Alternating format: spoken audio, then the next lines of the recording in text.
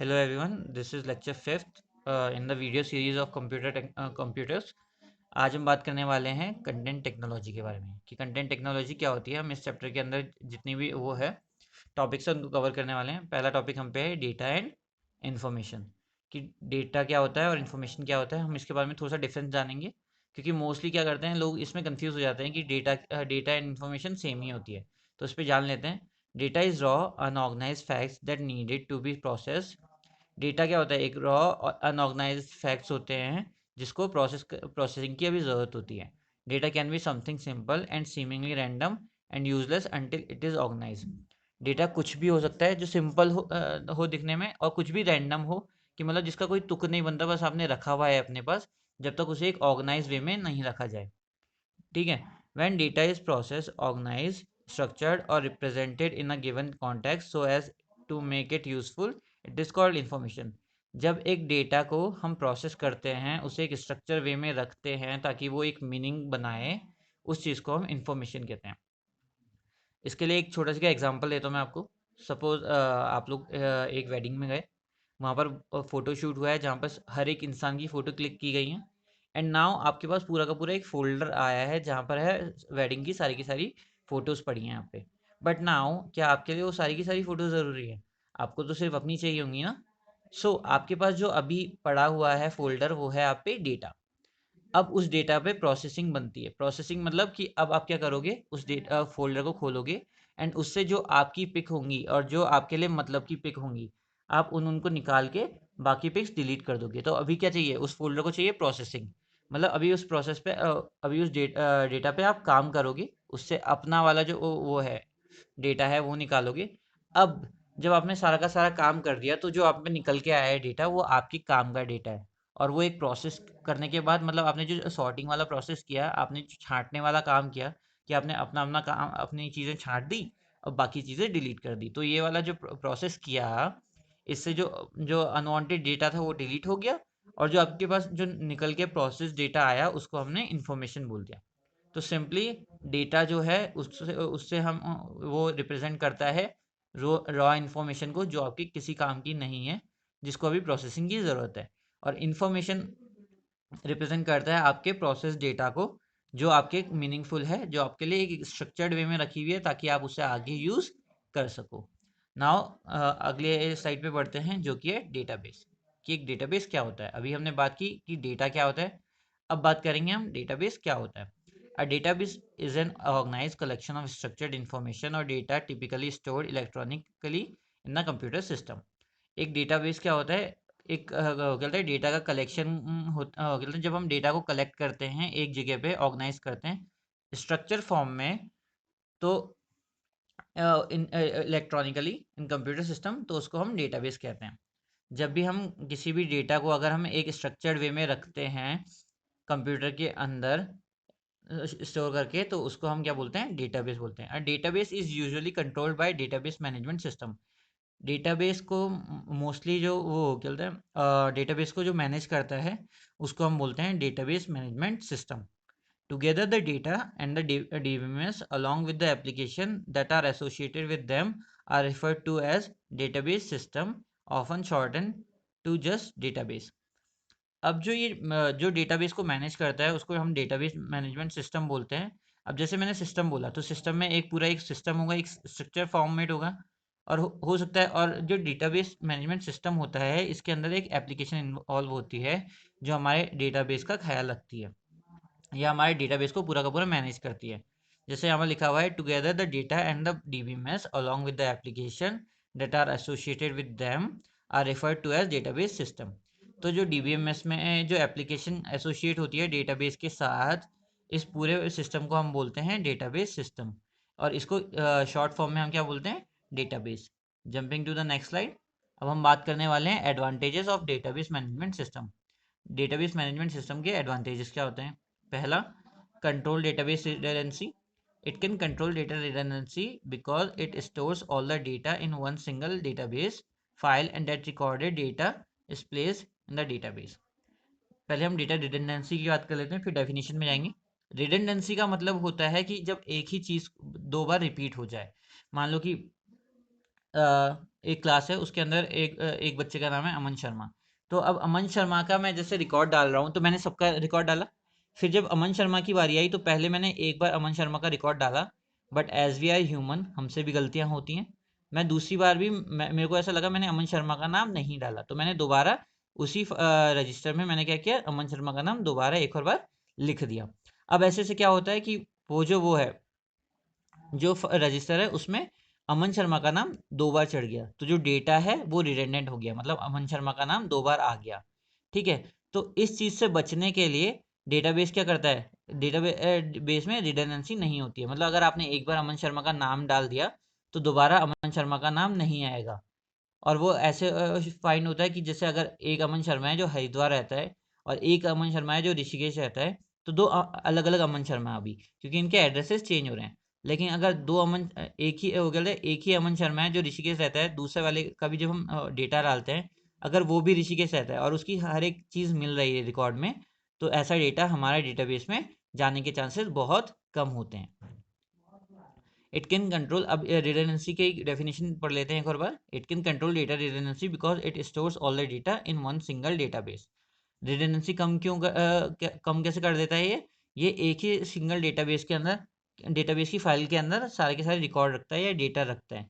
इस वजह से इसकी रिडंडेंसी कम हो जाती है कि अगर आप बार अगर तीन चार जगह पे, अगर जैसे मैंने बोला अभी रजिस्टर का मैंने एग्जांपल लिया, अगर मान लो सपोज फिर भी एक एक रजिस्टर है, जैसे अगर मैं एक पेज में सारे के सारे नाम लिख रहा हूँ तो इजीली मेरे को पता लग जाएगा अगर मैं अमन शर्मा का नाम दो बार यूज़ कर रहा हूँ तो।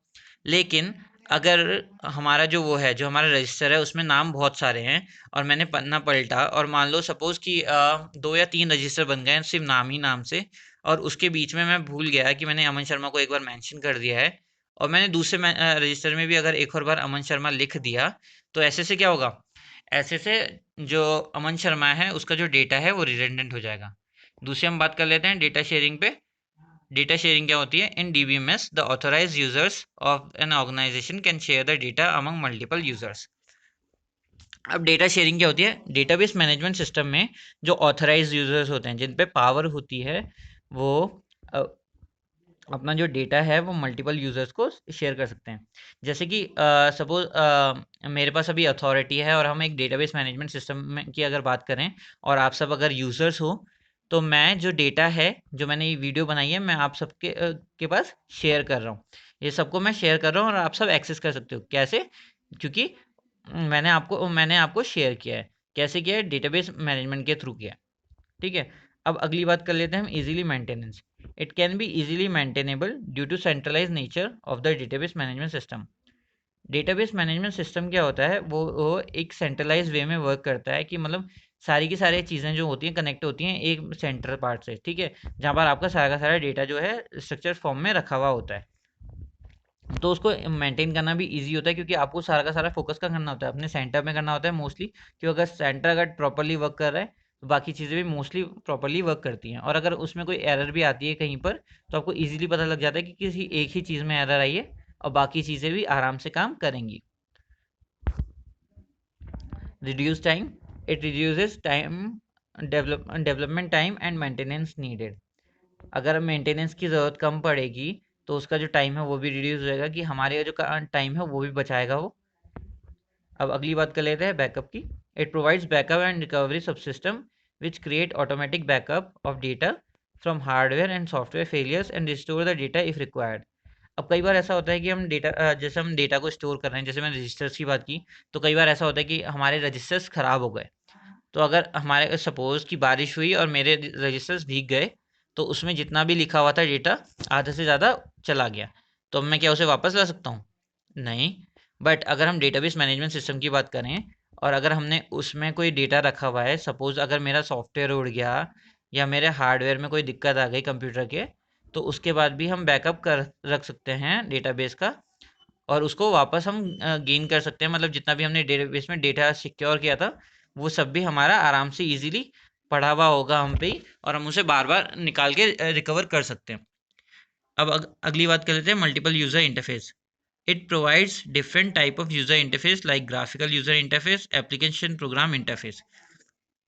तो जैसे यूज़र इंटरफेस की हम बात कर रहे हैं, तो यहाँ पर बात करें कि जो हमारे पास यूज़र इंटरफेस है इसके ऊपर भी ऑप्शन होते हैं कि हमें ग्राफिकल यूज़र इंटरफेस के थ्रू वर्क करना है या एप्लीकेशन प्रोग्राम इंटरफेस के थ्रू वर्क करना है. Coming to the next topic, multimedia. The word multimedia is a combination of two words, multi and media. Multi means many, and media means material through which something can be transmitted or sent. Multimedia combine all the media elements like text, graphics to make the information more effective and attractive. हाँ, तो जो word है multimedia, ये combination है दो word का, multi and media, जहाँ पर मल्टी का मतलब होता है बहुत सारे एंड मीडिया का मतलब होता है जिसको हम ना इजीली ट्रांसमिट कर सकते हैं या सेंड कर सकते हैं किसी को, या सेव करके रख सकते हैं. जैसे हो गया हमारा टेक्स्ट हो गया, ऑडियो हो गया, ग्राफिक फाइल्स हो गई, ये सारी चीज़ें. अब कुछ कंपोनेंट्स देख लेते हैं मल्टीमीडिया के. पहला देख रहे हैं हम text. Text is the most common medium of representing the information in multimedia. Text जो है बहुत ही कॉमन मीडियम है रिप्रेजेंट करने का the information in multimedia. Text is mostly use for the titles, headlines, menu etcetera. जो text है वो भी मल्टीमीडिया का एक पार्ट है, जहाँ पर आप जैसे आप सॉफ्टवेयर यूज़ करते हो, वर्ड पैड हो गया, नोट पैड हो गया, माइक्रोसॉफ्ट वर्ड हो गया. इसमें क्या होता है, आप टेक्स्ट वगैरह फाइल लिखते हो, टेक्स्ट में चीज़ें लिखते हो, तो वो सारी चीज़ें भी मल्टीमीडिया का एक पार्ट है. उसके बाद बात करते हैं हम ऑडियो की. इन multimedia audio means related with recording, playing etcetera. Audio भी जो है हमारा मल्टीमीडिया का ही पार्ट आता है, जहाँ पर आप गाने जो सुनते हो या अपनी जो वॉइस रिकॉर्ड करते हो या जो भी आप पार्ट कर रहे हो जहाँ पर आपका आपके जो साउंड है वो इंक्लूड है, वो भी पार्ट आपका मल्टीमीडिया में आता है. अब इसके बाद बात कर लेते हैं graphics. Every multimedia presentation is based on graphics. The use of graphic in multimedia makes the concept more effective and presentable. Graphics जो होता है वो बहुत ही अच्छा तरीका होता है किसी भी चीज़ को प्रेजेंट करने का. जब भी आपको कोई चीज़ प्रेजेंट करनी है तो टेक्स्ट से ज़्यादा लोग प्रेफर करते हैं ग्राफिक्स. मतलब आपने जैसे पिक्चर्स दिखा दी, आपने एनिमेशन दिखा दिया, ये सारी चीज़ें आपका ग्राफिक्स के अंदर इंक्लूड होती हैं, जिसके थ्रू आप इजीली अपनी बात को कन्वे भी करते हो, और ये बहुत अच्छा तरीका होता है अपनी बात किसी को समझाने का. तो ये भी एक पार्ट है मल्टीमीडिया का. The commonly use software for viewing graphics in video, picture, Internet Explorer, etc. The commonly used graphic editing software is Adobe Photoshop, through which graphics can be edited very easily and can be make effective and attractive. तो जो graphic है, अब इसके software के बारे में बात करें, कैसे कहाँ कहाँ देख सकते हैं हम, तो हम इसे इंटरनेट एक्सप्लोरर में चेक कर सकते हैं, हम पिक्चर्स में देख सकते हैं, गैलरी एट्सेट्रा. एंड हम इसको एडिट कर सकते हैं, हम फोटोशॉप में कर सकते हैं, ब्लेंडर में कर सकते हैं, यूनिटी में कर सकते हैं. There are a lot of software जब ग्राफिक्स को मॉडिफाई कर सकते हो. ठीक है. अब अगली बात कर लेते हैं हम वीडियो की. Video means moving pictures with sounds. आपने हर कोई यहाँ पर फैमिलियर है वीडियो से कि वीडियो एग्जैक्टली होती क्या है. जब कोई पिक्चर मूव कर रही है साउंड के साथ तो उसको वीडियो बोलते हैं. It is the best way to communicate with each other in multimedia. It is used to make the information more presentable and it saves a large amount of time. तो इन multimedia क्या होता है, जो ये video वाला part है ये भी बहुत एक अफेक्टिव तरीका है स्टोरी टेलिंग का. जैसे आप मूवीज़ वगैरह देखते हो तो वहाँ पर क्या होता है, आपको एक स्टोरी तो बताई जा रही है, किसके थ्रू, एक्टिंग के थ्रू. और वो एक्टिंग आप कैसे देख पा रहे हो, वीडियो के थ्रू. एग्जैक्टली तो यहाँ पर जो वीडियो है ये भी एक बहुत अफेक्टिव तरीका होता है स्टोरी टेलिंग का, ये कम्युनिकेट करने का एक दूसरे से, ताकि आपको बात समझ में आए और इजी वे में समझ में आ जाए और थोड़ा अट्रैक्टिव भी लगे. इसके बाद बात कर लेते हैं एनिमेशन की. In computer, animation is used to make changes to the images so that the sequence of the image appears to be moving pictures. जब हम जैसे सपोज जैसे आप एनिमेशन पे बात कर लेते हैं, आपने जैसे कभी कार्टून देखे होंगे या फिर आप स्केचेस को जब आप मूव करवाते हो ना एक जगह से दूसरी जगह पर, या उसमें कुछ मूवमेंट्स शो करते हो बहुत सारी पिक्चर्स को एक साथ लाकर, तो उसको हम एनिमेशन कहते हैं. An animated sequence shows a number of frames per second to produce an effect of motion. Animated sequence show करता है नंबर ऑफ फ्रेम्स, बहुत सारे फ्रेम्स जब बनते हैं पिक्चर के, बनाते हैं per second to produce an effect of motion.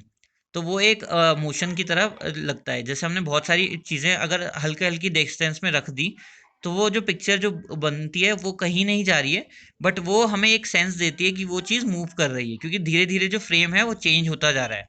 इस वजह से some of commonly used software for viewing animations are Internet Explorer, Windows Picture, Fax Viewer. ये कुछ सॉफ्टवेयर हैं जिसमें आप एनिमेशन आप इजीली देख सकते हो. या तो आप YouTube यूज़ कर सकते हो इजीली, आप YouTube पे जाइए और आराम से एनिमेशन आप चेक कर सकते हो. Role of multimedia. मल्टीमीडिया का रोल बता रहे हैं हम बात करने वाले हैं मल्टीमीडिया के रोल की कि कहाँ कहाँ यूज़ होता है। Multimedia is widely used in various field including entertainment, business, public utilities and home services.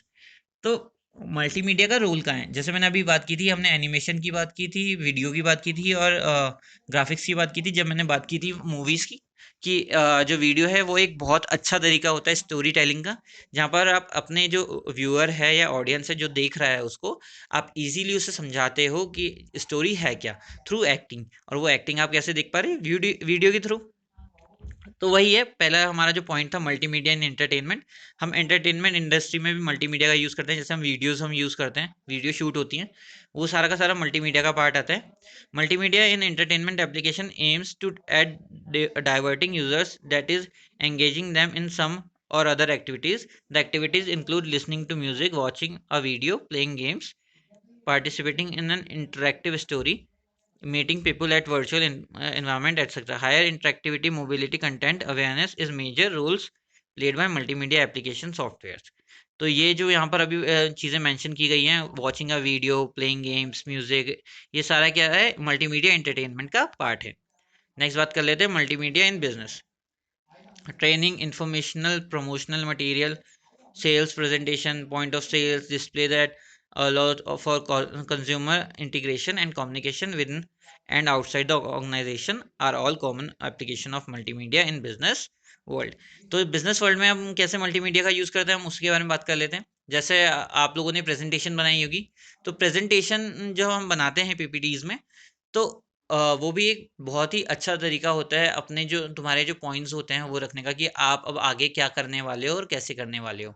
ये सारा जो है ये हमारे बिजनेस के अंदर इंक्लूड आता है। जब आप अपनी सेल्स बता रहे होते हो कि एक महीने के अंदर हमारी कितनी सेल्स हुई है, ये बता रहे होते हो कि हम अगले महीने हमने क्या काम करने वाले हैं, या फिर जब हम प्रमोशंस करते हैं अपने बिजनेस का, जो प्रमोशन होता है वीडियोस के थ्रू, एड्स वगैरह जब हम चलाते हैं, ये सारा पार्ट किसका है? मल्टीमीडिया का पार्ट है जो हम बिजनेस में यूज़ कर रहे हैं। इसके बाद है multimedia and education and training. Education and training में कैसे यूज़ है मल्टीमीडिया का? तो इसका सबसे बेस्ट एग्जांपल है जो अभी आप देख रहे हो। आप यूट्यूब पे मेरी वीडियो जो देख रहे हो अभी, वो किसके थ्रू देख रहे हो? आप वीडियो देख रहे हो ना, तो ये मल्टीमीडिया का पार्ट है। यहाँ पर से आपको एजुकेशन मिल रही है, आप कुछ ना कुछ सीख रहे हो इस चीज़ से। और ऐसे ही हमारे पास ऑनलाइन बहुत सारे प्लेटफॉर्म हैं जहाँ पर आप एजुकेशन ऐसे ही ग्रैब कर सकते हो ऑनलाइन ही, वीडियोस के थ्रू, बुक्स के थ्रू, थ्रू टेक्स्ट बोल लो या ग्राफिक्स बोल लो या वीडियो ऑडियो बोल लो। ये सारे तरीके हैं जिनके थ्रू आप एजुकेशन वगैरह भी कर सकते हो। सो दैट्स ऑल गाइस, ये थी आज की video. See you in the next video.